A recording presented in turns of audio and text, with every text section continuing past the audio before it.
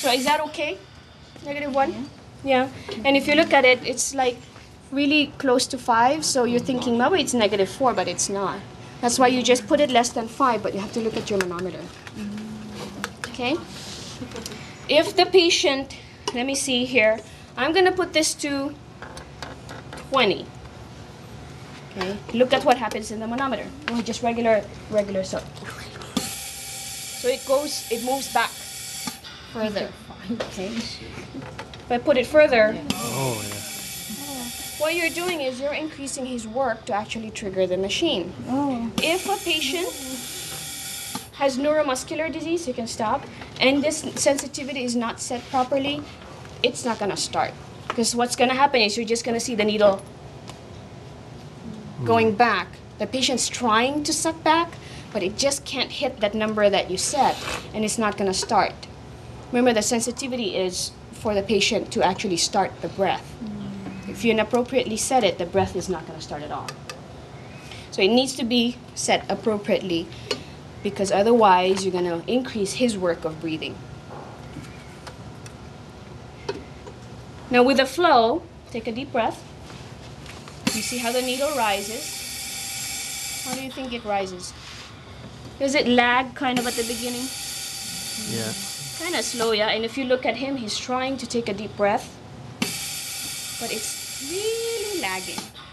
So if I go up to 40, here's what happens. You see, you have to look at the patient's face. Don't like it.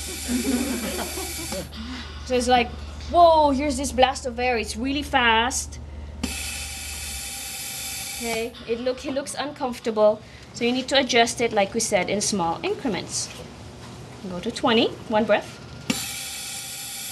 It still kind of hangs around 5 to 10. 0 to 10. The needle still kind of lags there. Go to 25. Still kind of lags. 30. A little better. 35. How's that, 35?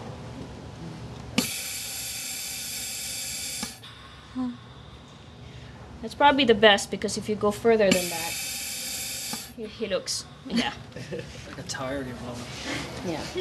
So around 35. Now, one issue here is if he doesn't make a seal, leak it. No, just let it leak around your mouth.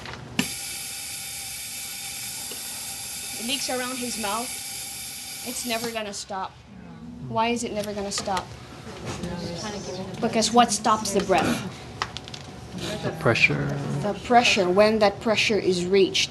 If that pressure is never reached because it's leaking all over, it's never gonna hit that 15 that you set, it's not gonna stop. So what do? You tell the patient to make a good seal, or because you're continuously nebulizing, you have to stop it manually and then instruct the patient to do it. Otherwise, it's just going to go ahead, make a leak again. It's going to be like that. It just keeps going. You're nebulizing, wasting the drug, and it's just hanging there. What do? You push it, and when you pull it, okay, Mr. Pollard, you need to make a good seal with your lips. Close it really tight. So that's what this is for. If it never stops or you want it to start. Okay? So the people that were using this as a ventilator, if the patient was unconscious, you had to manually give them a breath? No, that's what the timer is for. You can set the timer. Remember that we said the breath can be started by the patient or by a time. So that's what the expert timer is for. I say, I'm going to set it, this one doesn't have a name. It says expiratory time for apnea. Oh, okay. So you can set it to say in every 1 second the patient will get a breath, which means that you adjust it and it will, here, let me turn it on. This is off. Don't go. You have to time this one. So like every 20 seconds you can get one breath. Yeah, so 60 divided by how many breaths do you want? A minute. Oh. 10, then every 6 seconds it will go Oh, off. okay. set this right.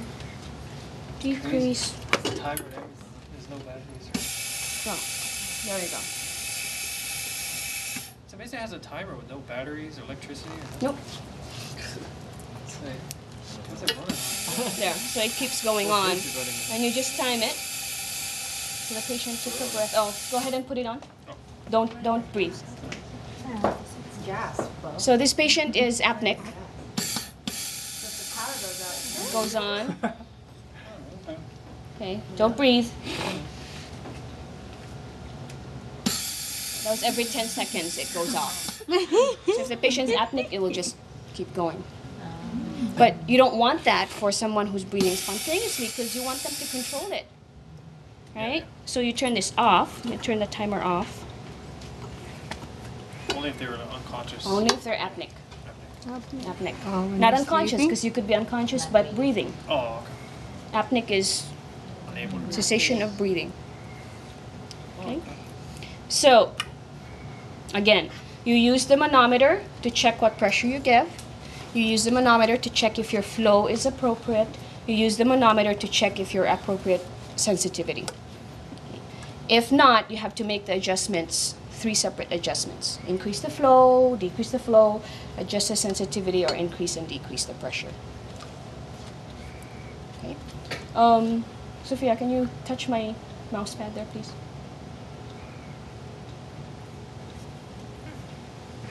What's the next item there? When you play with that, the pressure. We're gonna Hazards.